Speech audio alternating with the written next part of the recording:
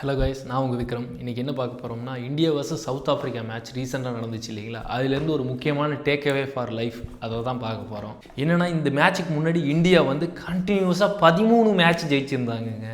இந்த உலகத்தில் உள்ள எல்லா கிரிக்கெட் ரசிகர்களும் என்ன சொல்லிக்கிட்டு இருந்தாங்க, இந்தியா தான் firm favourite to win the world cup அப்படின்னு கூட சொல்லிட்டு இருந்தாங்க.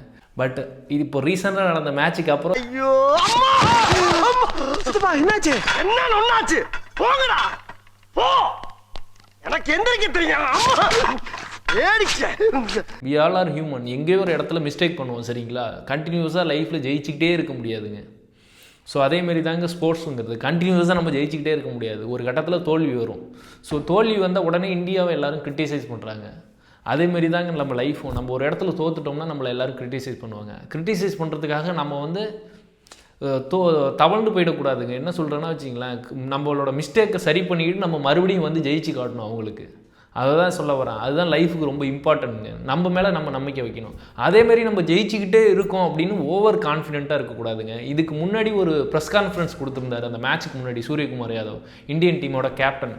அந்த ப்ரெஸ் கான்ஃபரன்ஸ் பார்த்துருந்தீங்கன்னாவே உங்களுக்கு தெரியும். அப்படியே நெக்லாஸ் எடுத்துக்கிட்டு இருப்பாருங்க. இப்போ ஒரு கேள்வி கேட்பாங்க ஆப்போனண்ட்டை.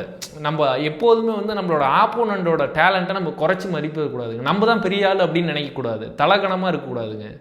அது ரொம்ப லைஃபுக்கு இம்பார்ட்டண்டான விஷயம். நம்ம ஜெயிச்சிக்கிட்டே இருக்கோம், நம்ம தான் பெரிய ஆள், நம்மளை யாருமே தோக்கடிக்க முடியாது அப்படின்லாம் நினைக்கக்கூடாதுங்க. ஈவன் ஒரு பிஸ்னஸாக இருந்தாலும் சரி, பர்சனல் லைஃபாக இருந்தாலும் சரி, எல்லாத்துக்கும் இது பொருந்துங்க. என்ன சொல்ல வரேன்னா வச்சிங்களேன், ஜெயிச்சுக்கிட்டே இருக்கிறதுங்கிறது நாட் அ பாசிபிள் திங், உங்களுக்கே நல்லா தெரியும். ஸோ அப்படி இருக்கும்போது நம்ம எவ்வளோ ஜெயித்தாலும் சரி, எவ்வளோ பெரிய இடத்துக்கு போனாலும் நம்ம வந்து ஒரு நல்ல தன்மையான ஆளாக இருக்கணுங்க. நம்ம ஆப்போனண்ட்டையும் ரெஸ்பெக்ட் பண்ணணும். நம்ம முதல்ல மதிக்க கற்றுக்கணும். அவங்களையும் அவங்களோட டேலண்ட்டுக்கும் கொஞ்சம் மரியாதை கொடுக்கணும். நம்ம தான் பெரிய ஆளுங்கிற போது கொஞ்சம் தெனாவட்டாக இருந்தோம்னா வச்சிங்களேன், பின்னாடி ரொம்ப வருத்தப்படுவோங்க. அதுதான் இப்போ நடந்துச்சு.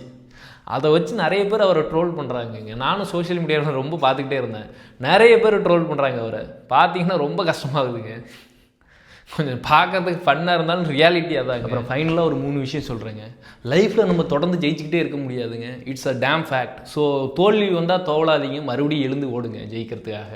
அப்புறம் நம்ம ஜெயிச்சுக்கிட்டே இருக்கும்போது நம்ம ரொம்ப தலகணமாக எங்கேயுமே நடந்துக்கூடாதுங்க. ரொம்ப ஓவர் கான்ஃபிடென்ட்டாக எங்கேயுமே இருக்கக்கூடாது. தென் ஃபைனலாக இன்னொரு விஷயம், நம்ம ஆப்போனண்ட்டோட டேலண்ட்டை குறைச்சி மதிப்பிடக்கூடாதுங்க. அவங்களுக்கு கொஞ்சம் ரெஸ்பெக்ட் பண்ணணும், அவங்களோட டேலண்ட்டையும் கொஞ்சம் மதிக்கணும்னு சொல்கிறேங்க.